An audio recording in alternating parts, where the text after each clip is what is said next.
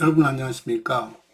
문화일기와 도서관, 오늘은 마지막 파트 미래 먹거리 서비스 디자인의 첫 번째 챕터 서비스 과학에 대한 얘기를 할까 합니다. 아마 많은 분들이 낯설게 들을 겁니다. 서비스가 과학이라고? 서비스도 지금은 과학적으로 접근하는 것 같습니다. 서비스가 뭐니? 라고 물어본다면 서비스는 그냥 봉사, 사람에게 친절하고 웃음으로 대하고 뭐 이런 것들을 서비스라고 하지 않았어? 근데 실제 서비스를 어떻게 정의하고 이제 사전을 뒤져보면 재화를 생산하는 과정에 관련된 노무를 우리가 다 서비스라고 부른답니다. 결국 우리가 노동으로 할 수 있는 부분들에 대한 얘기를 서비스라고 말했던 것 같습니다. 가만히 보면 그 서비스가 존재하지 않는다면 재화 생산은 가능할까? 하는 얘기를 해보는 거죠. 사람들이 물건을 만들 때 이미 많은 것이 이제 기계화되어져서 우리가 예전에 맡은 서비스라는 부분에 사람들이 했던 부분이 많이 줄어들었지만 그 부분들 역시 지금은 사람이 아니고 기계가 하지만 그 역시 재화를 생산하는 과정이 굉장히 중요한 파트이고 우리가 서비스를 크게 해석해보면 그 부분도 다 담고 있다라고 보는 거죠. 그 소위 생산되어지는 전 과정, 절차, 거기에 어떤 도구를 사용하는 방법, 이용하는 법, 그것을 뭐 사람들이 모여서 회사를 운영하는 그 모든 것들이 전부 다 서비스인 것이고 그 서비스를 통해서 재화가 소비자에게 전달되어질 수 있는 거죠.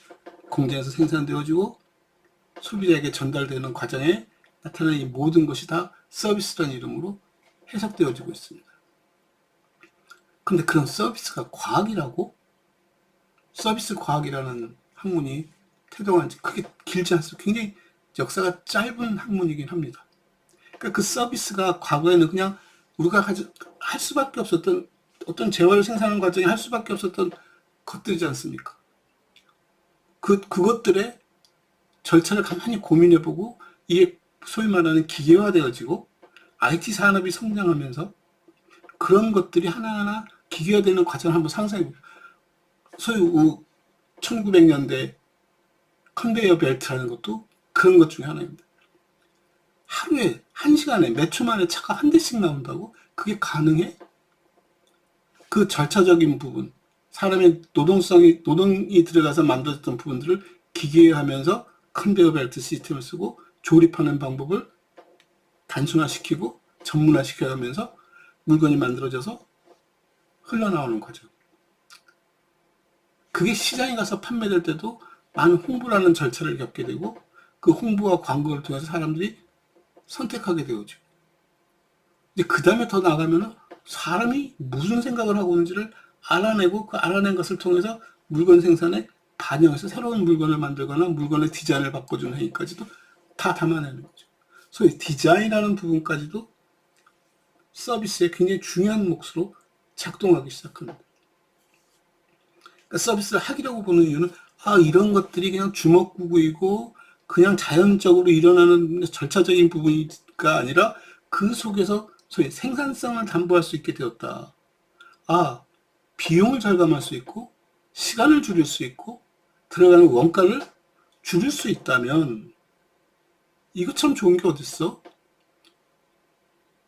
그래서 그런 것들을 좀 과학적으로 바라보기 시작하면서 서비스가 과학의 학문의 대상이 되는 것 같습니다. 물론 서비스라는 것 자체가 어서 툭 떨어져서 이게 새로운 학문이야. 우리는 이런 걸 연구하고 이런 걸 해. 그런 근거를 만들기 위해서라도 최소 그 서비스를 연구하기 위해서는 네가 필요한 근거, 백그라운드는 뭐지? 실상 나타나는 것들이 이제 IT 산업들, 기술. 이 기술이 서비스와 무슨 상관인데? 아까 말씀드린 대로 공정을 설계해내고 기술화시키고 시간을 단축시키고 원가를 절감시키고 하는 이 모든 것들. 그 다음에 예전에 사람이 인사하고 물건을 전달하던 것도 지금은 키오스크를 써서 주문도 하고 받을 수 있는 것도 하나의 서비스로 들어가지 않습니까? 상상해 보십시오. 우리가 키오스크 하면 다 똑같을 것 같지만 매장에 가보면 키오스크도 매장마다 특징이 다 다릅니다.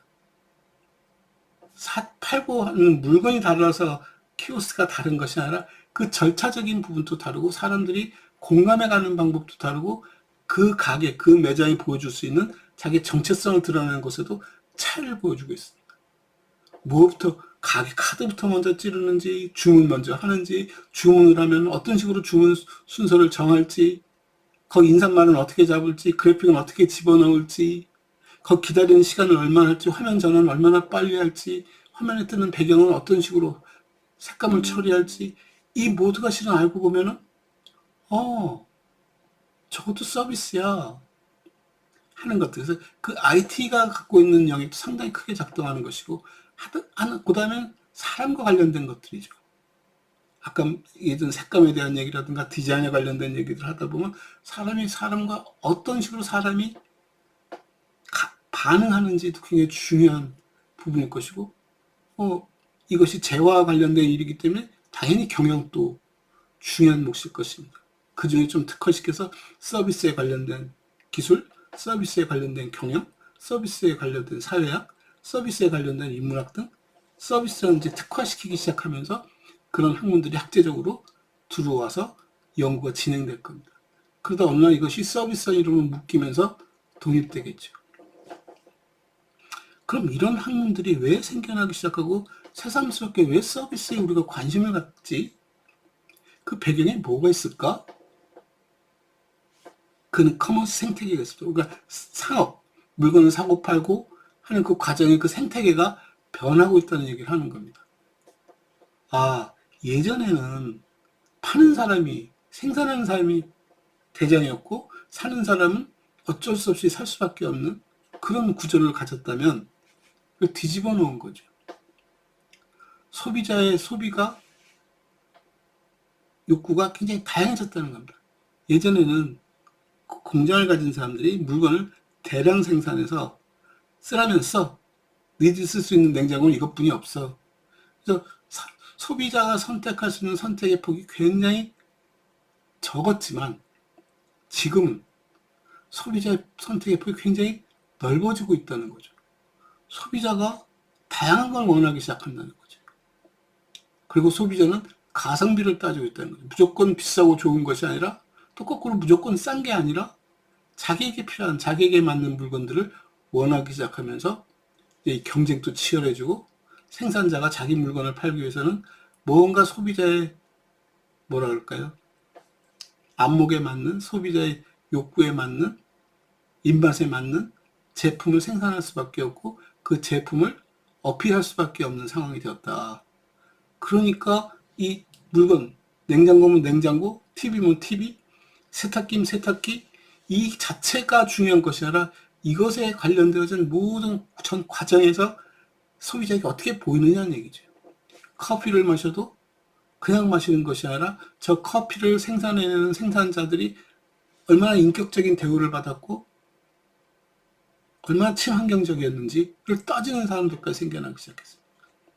아무리 싼 노동력을 데리고 노동력을 착취해가면서 그걸 사다가 커피를 싸게 제공해도 안 사먹는다는 얘기입니다.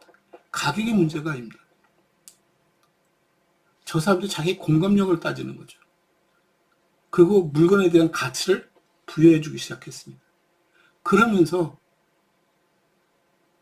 서비스라는 학문이 태동하는 거죠. 서비스가 굉장히 중요하다. 그래서 서비스의 영역도 상당히 넓어지고 서비스에 대한 깊이도 커지면서 사람들이 생각하는 서비스가 예전에 우리가 생각했던 서비스보다 훨씬 더 다양해지고 과학적이 되어간다는 얘기예요. 그 눈에 띄는 증거가 뭐가 있냐면 소위 말하는 비즈니스 모델이라는 것이 있어요. 비즈니스 모델은 모든 그 커머스 생태계에 다 들어있는 얘기들이긴 합니다만 특히 온라인, 인터넷이 발전하면서 눈에 보이지 않는 세상 그러나 엄청난 괴력을 갖고 있는 인터넷이라는 공간에서 어떻게 상업활동을 할 수 있지? 어떤 식으로 상호 활동이 움직이지? 그걸 비즈니스 모델이라는 이름으로 얘기를 합니다. 굉장히 다양한 모델들이 있죠. 대표적인 것 중에 하나가 플랫폼에 대한 얘기입니다. 플랫폼을 만들고 사람들이 필요한 걸 다 모으는 작업이죠. 그게 없었냐면 있었습니다. 예전에도. 예를 들어서 스테이플러라는 가게가 있습니다. 문방구류를 파는 가게입니다. 거기 가면 문방구류 없는 게 없습니다. 근데 가만히 들어가서 보면 문방구류만 있는 게 아니라 소위 사무실에서 필요한 물건 다 있습니다. 커피도 있습니다. 커피 세트도 팔고 있고. 커피와 문방구가 무슨 상관이 있지? 아니요, 거기는 사무실 플랫폼인 거죠. 우리가 이 일을 할 때 우리에게 필요한 것들이 뭐지? 가방도 있고. 이렇게 하나의 플랫폼을 만들어서 움직이는 거죠. 홈디포라는 데도 마찬가지. 홈디포는 목공에 관련된 물건을 파는 것뿐만 아니라 집에 관련된 것이 다 있습니다. 못 하나서부터 시작해서 지붕, 기둥, 시멘트, 그 모든 게 다 그 안에 있으면서 인테리어까지 감당하고 더 나아가서는 정원까지, 가드닝까지 그 속에서 다 해결해주고 있습니다. 그런 것들이 오프라인 상에 존재하던 것들이 이제 온라인 상으로 옮겨오면서 좀 더 구조화되어지고 조직화되어지고 소위 말하는 온라인 리얼타임 온라인 상에서 어떻게 해야 이것을 좀 더 사람들에게 어필할 수 있을까? 일단 시간에 대한 개념이 달라지기 시작하고 공간에 대한 개념이 달라지기 시작하고 전달하는 방식이 달라지기 시작하면서 새로운 모델들이 나타나기 시작합니다. 그 속에서 서비스가 굉장히 중요한 역할을 하는 거죠. 그 모든 과정을 보십시오. 물건을 전달받는 것도 아니고 돈을 직접 내는 것도 아니고 전부 카드를 통하고 통장을 통하고 전부 비대면으로 돌아서면서 이 속에서 움직이는 모든 것이 다 서비스라는 이름으로 자리 잡기 시작한다. 어떤 플랫폼은 이용하기가 편해, 어떤 건 불편해. 이 물건이 있어 없어를 떠나서 그 같은 물건을 팔음에도 불구하고 어디가 더 싼 데는 그런 소위 말해서 흙 파서 장사하는 것도 아니고 손가락만 빨고 앉는 것도 아니라면은 뭔가 싼 요인들이 있겠죠. 그 싼 요인들의 소위 인간적인 면이 들어가서 저 사람들은 착취를 하고 있어 하면 사람들이 매몰차게 돌아선다든가 이런 식으로 서로 견제를 해가면서 플랫폼들이 건강하게 성장하고 있습니다. 그래서 어떻게 우리가 그렇게 할 수 있지에 관련된 것이 전부 서비스라는 얘기죠. 결국 서비스라는 것은 다양한 주변 학제간 연구로 시작해서 이 학제간 연구가 서비스에 이제 올인하면서 만들어지는 학문이고 그렇게 올인해서 서비스에 초점을 맞춘 다음에 서비스 중심에 자기들만들의 이론을 설계하기 시작하고 논리를 만들고 그다음 절차, 그래서 방법론을 개발하고 데이터를 수집하고 이런 작업을 통해서 서비스가 하나의 학문으로 자리 잡게 되려면 이 자체가 갖고 있는 추구하고 있는 자기 가치를 가져야겠죠. 비전도 있어야 하고 자기 나름대로 어떤 목적성도 담보할 필요가 있다 봅니다. 그래서 서비스 과학을 우리가 오늘 논한 이유는 도서관이 갖고 있는 환경, 도서관이 앞으로 해가야 할 일들, 사사가 가져야 할 자세가 어떻으면 좋을까를 알아보는 측면에서 미래 먹거리 서비스 디자인이라는 큰 틀 속에서 한번 들여다봤습니다. 감사합니다.